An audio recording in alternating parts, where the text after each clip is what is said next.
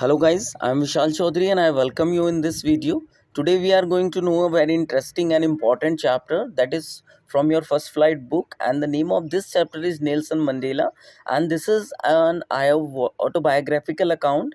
Name of this is Long Walk to Freedom of his biography. So in this chapter we will know a very important things or the events that is very important for our board examination. So let us start with the introduction of the chapter. Let's hear with very carefully. So, in this chapter, this is an extract from the autobiography of Nelson Mandela. And Mandela was born on 18 July 1918, the first black president of South Africa. These excerpts from Long Walk to Freedom include description of the inauguration ceremony, citation from his speech, his journey to being a freedom fighter, the struggle along with the tribute to other freedom fighter and countless other people who fought for their freedom. In South Africa, a brutal practice named apartheid was followed. Apartheid refers to the discrimination between people on the basis of their race, and it was the one of the most brutal society students where dark skinned people were deprived of their basic right. This lesson gives us an overview as to how Nelson Mandela, along with others, carved their way to society where there will no discrimination on basis of their color, caste, creed, race, age, or genders inequalities. So now let's, without wasting any more time, let's get continue this chapter.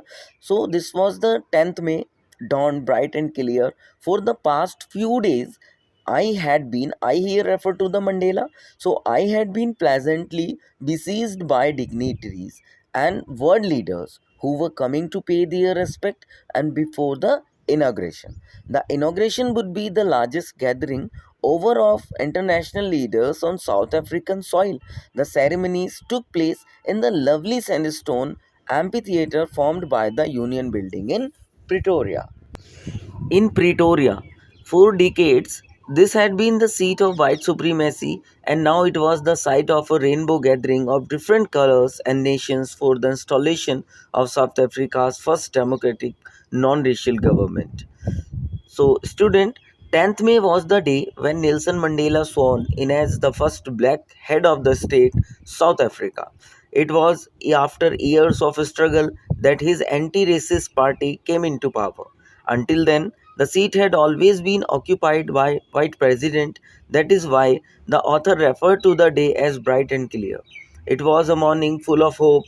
Day before this date, many notable personalities started congratulating him for his victory.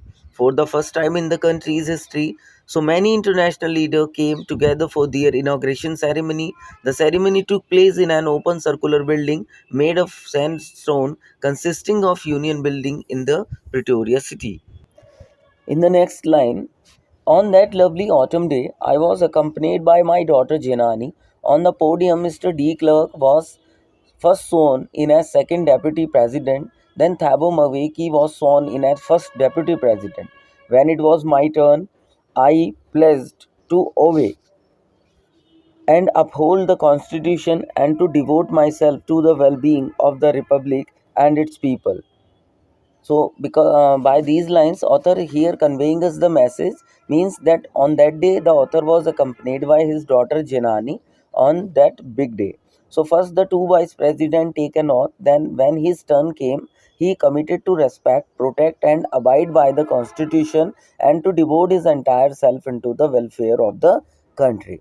And in the next line of the chapter, to the assembled guest and the watching world, I said, today all of us do by our presence here, confer glory and hope to newborn liberty out of the experience of an extraordinary human disaster that lasted too long. Must be born a society of which all humanity will be proud. We, who were outlaws not so long ago, have today been given the rare privilege to be the host, the nation of the world on our own soil. We thank all of our distinguished international guests for having come to take position with the people of our country of what is, after all, a common victory for justice, for peace, and for human dignity. So through these lines, author conveying us the message means he also mentions some parts of his speech where he said that everyone by his presence was giving rise to hope for a new beginning. Previous rulers were discriminatory and lasted for long, but the ones who are given the opportunity to rule now would stand up against discrimination. He is glad to host a ceremony with the presence of global leaders, and it is an achievement in itself. There was a time when South Africa, for practicing apartheid, lost all its international political relationships. Now, when there is no segregation on the basis of race and gender, other nations are happy to have healthy democratic relationship. Finally, they have come to power and they pledge to make everyone proud. He thanked everyone, especially the international leaders, for joining them in celebrating their achievement, which is a step towards an equal society where every human will be treated fairly. So we have at last, he said in his book, we have at last achieved our political emancipation and we pledged ourselves to liberate all our people from the continuing bondage of poverty, deprivation, suffering, gender, and other discrimination. Never, never, and never again shall it be that this beautiful land will again experience the oppression of one by another. The sun shall never set on so glorious a human achievement. Let freedom reign. God bless Africa. So here he conveying us that through the lines above lines he mentions that after great struggle they have finally achieved their political freedom. His government promised to free everyone to still existing poverty, hardship and inequalities of all kind, along with assuring everyone of a country where no community will be considered inferior. He then exclaims that freedom should rule and may God shower his blessings on their land. So, in another line, what writer is going to say, a few moments later, we all lifted our eyes in awe as a spectacular array of South African jets, helicopters, and troops carrier roared in perfect formation over the Union building. It was not only a display of pinpoint precision and military force, but a demonstration of the military's loyalty to democracy, to a new government that had been freely and fairly elected. Only moments before, the highest journals of the South Africa and African Defence Force and Police, their chests beckoned with ribbons and medals from days gone by, saluted me and pledged their loyalty. I was not unmindful of the fact that not so many years ago they would not have saluted but arrested me. Finally, a chevron of Impala jets left a smoke trail of the black, red, green, blue, and gold of the new South African flag. So, because of these line, poet is conveying us that just after the newly elected president's address to the audience, an impressive arrangement of fighter jets, helicopters, soldiers, transporters raised everyone's heads up in the sky. It symbolizes perfection as well as military's respect and obedience towards the free country. The high commanders who have won medals for their bravery also saluted and promised their loyalty. Mandela mentions that he was well aware that these commanders who were now saluting him would have arrested him under the previous rule, as during the oppressive white supremacy he was considered to be criminal. The air show finally ended by making of the South African flag in the sky from smoke beneath the jets. In another line, the day was symbolized for me by the playing of out our two national anthem and the vision of white singing Nkosi Sikelel Ya Africa and black were singing Daistem, the old anthem of the Republic. Although that day neither group knew the lyrics, the anthem they once despised, they would soon know the words by heart. So through these lines, poet is saying the author remembers the day as the playing of two national anthem of the country, one of the whites and the other that of the blacks. On that day, no one knew the wording of the anthem of the blacks, but Mandela was confident that everyone would soon learn this anthem that they once hated. And in the another line of the chapter, or we can say, or his in his biography, he's saying that on the day of the inauguration, I was overwhelmed with a sense of history. In the first decade of the 20th century, a few years after the bitter Anglo-Boer War, and before my own birth, the white skinned people of South Africa patched up their differences and erected a system of racial domination against the dark skinned people of their own land. The structure they created formed the basis of one of the harshest, most inhumane society the world has ever known. Now, in the last decade of the 20th century and my own 8 decade as a man, that system had been overturned forever and replaced by one that recognized the right and freedom of all peoples, regardless of the color of their skin.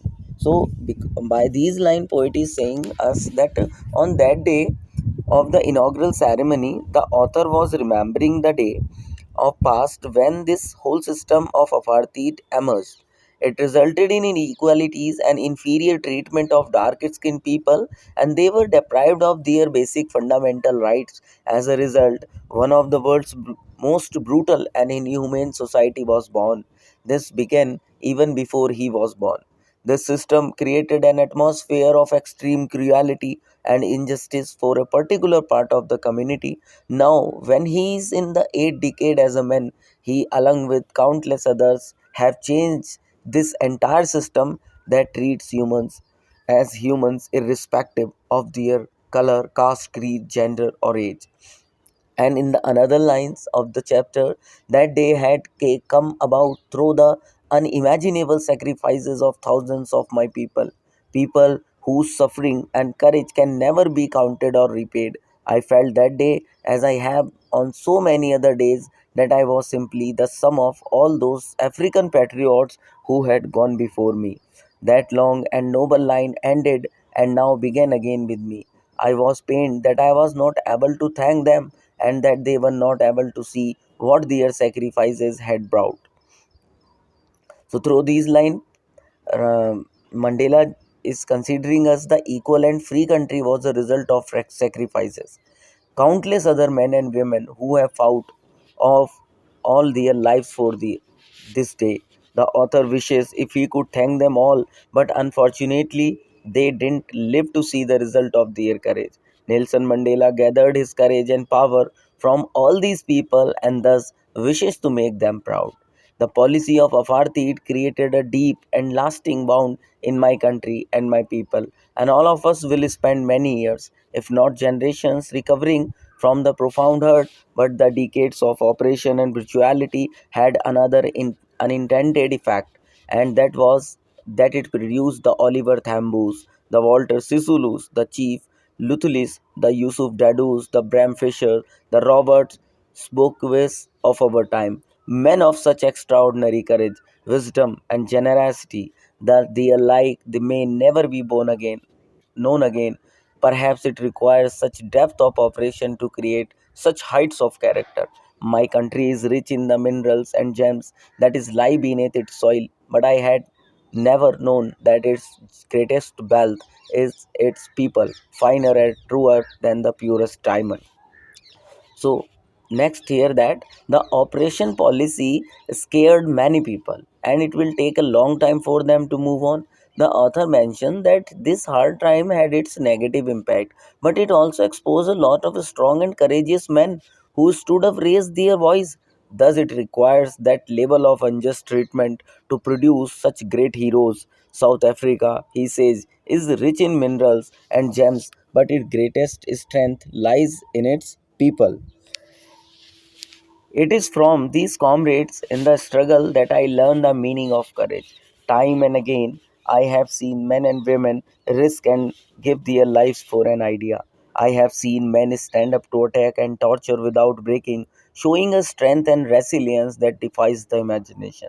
I learned that courage was not the absence of fear, but the triumph over it. The brave man is not he who does not feel afraid, but he who conquers that fear. Nelson Mandela, through these lines saying, gained his strength to stand against the wrong from all the great nationalists. He mentioned above who have even risked their lives for freedom and tolerated ill treatment but never stopped fighting. He learned that courage didn't mean the absence of fear but the ability to overcome fear. The man who overcomes his fear is called brave.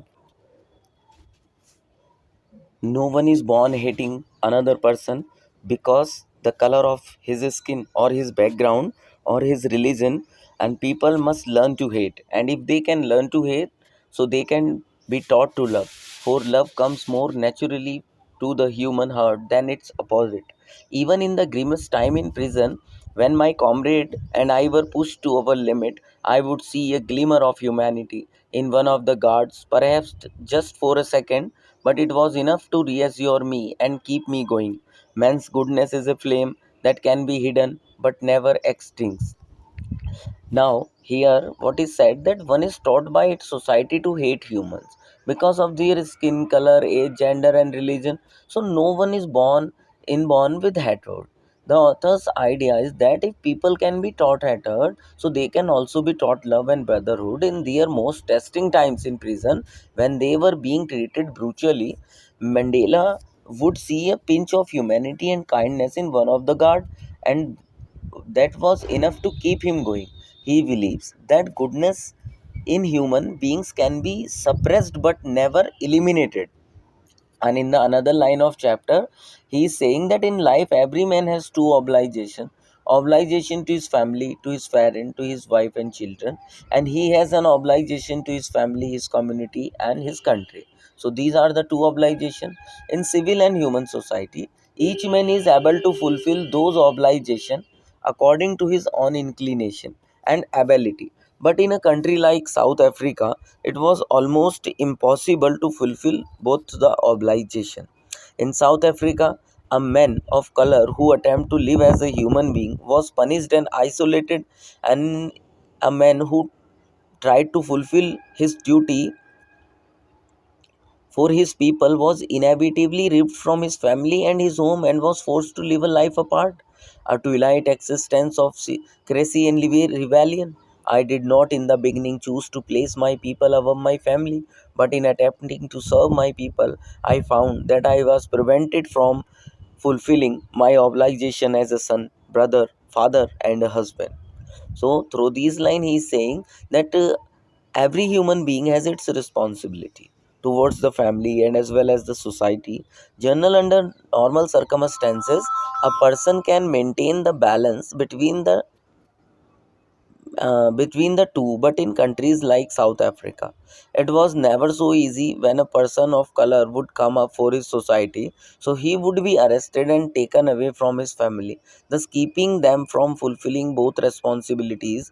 And in the beginning, Mandela did not put his people over his family, but it was only later when he realized that in order to be there for his people, he was compromising the duty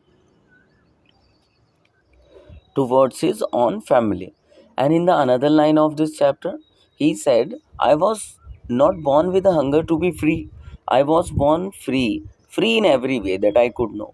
Free to run in the field near my mother's hut, and free to swim in the clear stream that ran through my village, and free to roast mealies under the stars and rise the broad back of slow moving bulls as long as I could.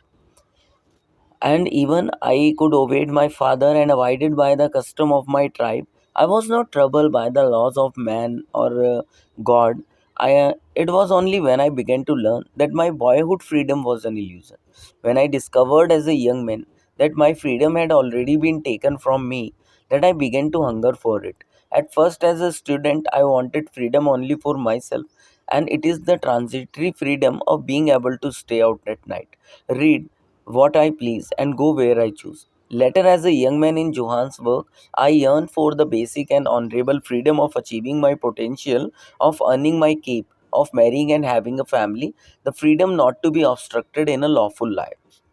So, through these line, author is going to convey us the message, means he is saying us that author did not have the plan to stand against the apartheid system in the beginning, and in his life he lived his childhood like any normal child in South Africa. He only had to follow the rules set up by his father, the customs of his tribe, and as soon as he grew up he began to learn the facts as to know how people of color are treated. So he decided to stand against it. He had this urge for freedom for inside, earlier just for himself, and later for having a basic life not just for himself but for everyone. In Johannesburg, they had to struggle for having a peaceful marriage, family, and basic amenities, which everyone has access to where law and order exist.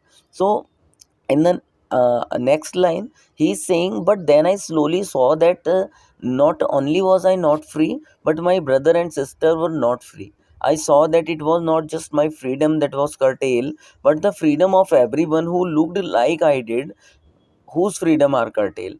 That is when I joined the ANC, and that is when the hunger of for my own freedom became the greater hunger for the freedom of my people. It was the this desire for the freedom of my people to live their life with dignity and self respect that animated my life, that transformed a frightened young man into a bold one, and that drove a law abiding attorney become a criminal, that turned a family loving husband into a man without a home, that forced a life loving man to live like a monk. I am no more virtuous or self sacrificing than the next man. But I found that I could not even enjoy the poor and limited freedom I was allowed it. When knew my people were not free, and freedom is indivisible. The chains on anyone on my people were the chains on all them. The chains on all my people were the chains on all me. So through these lines, he's saying that first Mandela joined ANC when he realized that it is not only him whose basic rights were snatched away, but of all whose basic rights were snatched away, those who looked like him. He had this fire inside him to free his people from injustice. It was this fire that changed the author completely as a man. From being scared to brave, a lawyer to the one breaking the law, a family man to a man without a home, and a lively man into being a monk. It was the knowledge that he and his people have restricted freedom that made him into a selfless man, as opposed to before. According to him, freedom cannot be divided. Snatching it away from same was equivalent to taking it away from everyone, and that meant taking it away from the author.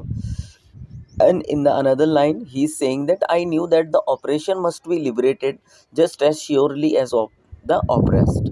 A man who takes away another man's freedom is a prisoner of hatred. He is locked behind the bars of prejudice and narrow mindedness, and I am not truly free if I am taking away someone else's freedom. Just as surely as I am not free when my freedom is taken from me, the oppressed and the oppression alike are robbed of their humanity.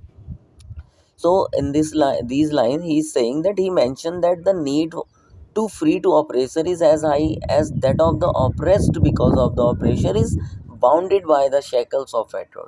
He has the weight of all the people who he has tormented, for he curses of all of their family for taking away someone else's freedom and making them a prisoner.